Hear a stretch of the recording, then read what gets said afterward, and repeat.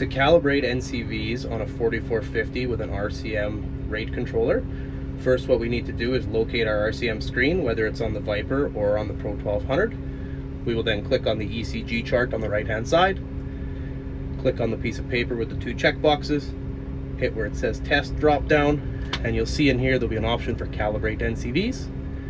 We hit begin. Only time that we're going to calibrate our NCVs is if we are to replace one. If you just pull one off, clean it, reinstall it, the sprayer should go back to where it was before. You can see right now I've got a total of 82 NCVs, 41 on the left hand side, which is correct for a 135 foot boom. So I'll just hit my over arrow. It is now going to go through the circuits. It'll do the left circuit first, count 1 to 41, then do my right circuit after.